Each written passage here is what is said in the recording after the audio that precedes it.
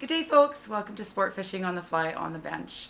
Well, it's the start of Coho season here in BC, and I can't wait. I'm going to fish them myself over on the west coast, Vancouver Island, in a couple of weeks. And if you've never targeted Coho with a fly rod, they're such a blast, like so much fun. Coho can be found in both salt and fresh water. Here in the Lower Mainland, I fish them a lot in the estuaries, the sloughs, and the slower rivers like the Harrison. And the fly I'm going to tie today was actually specifically designed for those waters. The fly I'm going to tie is the KCK. If you're from the Lower Mainland, you've heard of Kelly's Coho Killer. And Kelly Davidson designed this fly. Kelly used to run Sea Run Fly and Tackle in Coquitlam. He's retired now, but he's well known for chasing Sea Run Cutthroat and Coho on the fly. This fly also works for Sea Run Cutthroat as well. The fly can also be found in this book, The Osprey Fly Box, which is put out by the Osprey Fly Fishers of BC, written by Sandy McKinley. Wonderful book. It contains trout, salmon patterns, steelhead patterns, mostly all BC patterns. Many famous patterns have come right out of BC here by the Osprey Fly Fishers. And I'll be giving away a copy of this book to one of our lucky subscribers, so make sure you subscribe to the channel and you'll be in for the draw.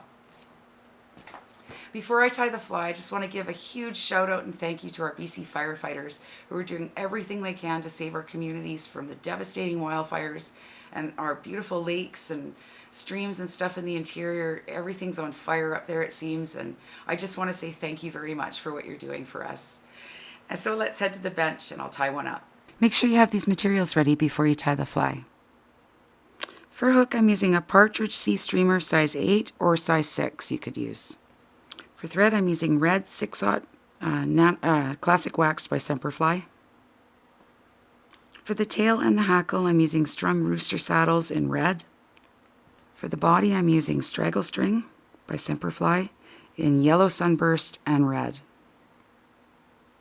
For the wing, I'm using teal flank feathers in natural.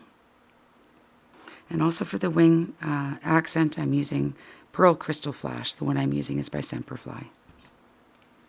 So I've gone ahead and laid a good base of thread on my hook right down to the bend. Next I'm going to take the red saddle. I'm just going to pull off a little piece perpendicular to the stem and then pull it off. It's a very sparse tail. The whole fly is very sparse. It's meant to be. Especially like around the waters of the Harrison River and stuff around here. The trout really, and the coho and stuff, they really like sparse flies in that particular system. Let's go ahead and tie that in. It's about half the length of the shank. And then I'm going to bring my thread back right about to the hook point. Next I'm going to tie in the red straggle. If you look at straggle, it actually does lay backwards, depending on which way you tie it in. I'm going to tie it in so it is laying backwards. I did this fly with 2 pieces of straggle and it was just a little bit too thick. So I like just 1 piece. Tie that in all the way down to the tail and then bring your thread back to that point again. And then just wrap it in touching turns forward.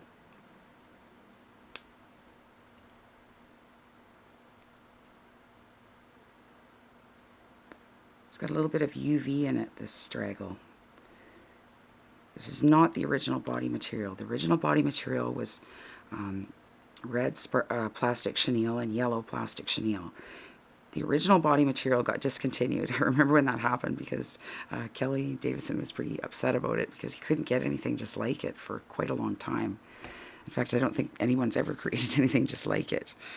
I'm not even sure what it looks like anymore. I mean, I know the color and kind of what it looks like, but up close I'm not positive. It's been so long. Next, bring your thread forward. And when you get to this point, you want to leave at least 2 hook eye distance here, clear of the eye, because you're going to be tying in a wing and a hackle. Oh, hang on. Just drop that. Bring your thread back.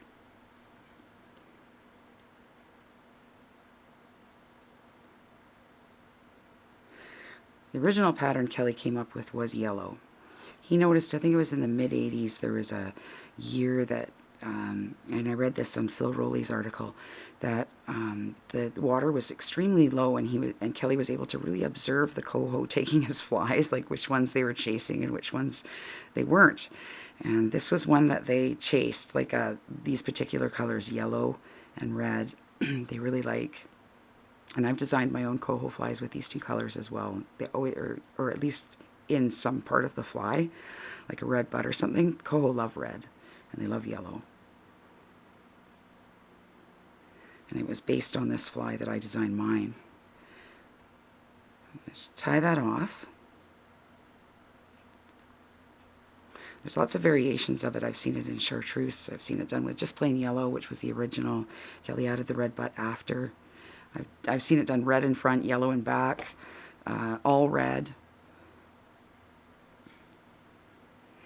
Next, take your hackle, and this hackle is tied in wet fly style. That feather's just a little bit too long. I'm just going to try and choose one that's a little bit slimmer.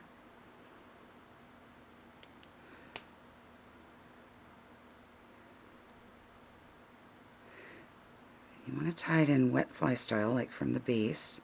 So just pull your hackle out and see how far it's going to go back from the point you tie it in. And that's about right there. So I'm going to peel everything below it off.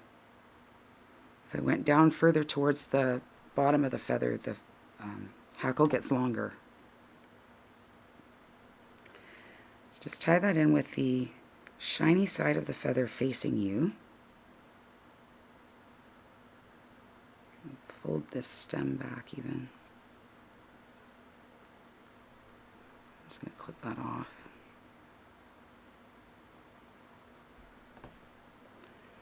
And next, take your hackle. Just sweep it between your fingers. And it's just one turn. About 1.5 is about right. It's very sparse, like I said.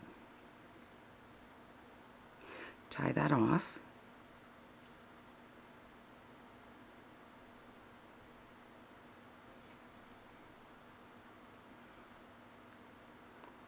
Snip that away. You just take your hackle and make a couple of turns over top of it. I'm just sort of separating it at the top because that's where my wing is going to go. It helps the wing sit upright too. Next, take your teal flank. It's a very sparse wing, so maybe about that much. And I'm just going to pull it perpendicular to the stem again and peel it away.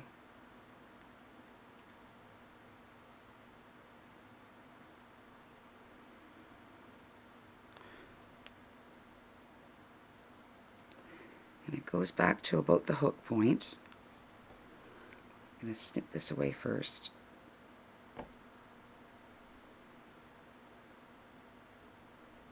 Bring my thread right back to the hackle.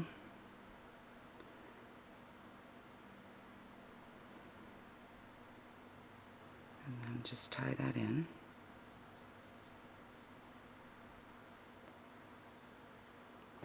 And next, take your crystal flash. And take about 2 strands is good.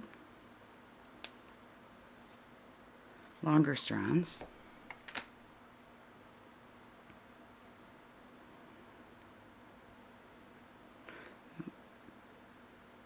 Just tie those in right on top, leaving some forward here to pull back. And then just pull the other 2 pieces over top.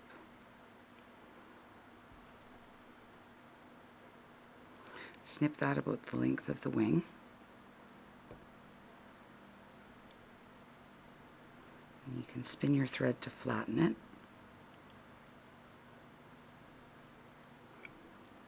And whip finish.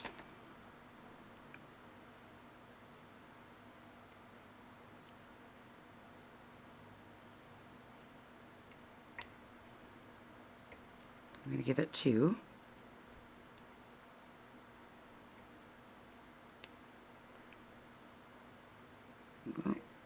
trap some hackle in there. I knew that was going to happen. Let's pull that off. Set my thread away. And now I'm using a loom hard head. You can use your head cement or resin of your choice. Always good to glue these heads. You're going to have some pretty big teeth eating it up. And this fly also works really well for cutthroat trout in the area here. In a size 10 is what I tie for cutthroat, like streamer. And there you have it, the KCK, Kelly's Coho Killer. Make sure you tie some up and give those a try. And to watch all of our latest Sport Fishing on the Fly episodes and to order Sport Fishing on the Fly merchandise, please head to our website at www.sfotf.ca. Make sure you hit the subscribe button to catch all of our latest Pro Staff Bench episodes on YouTube, as well as some classic shows that are put up all the time. Thanks for joining me on this edition of On the Bench at Sport Fishing on the Fly. Take care, everyone. Conserve the waters and tight lines.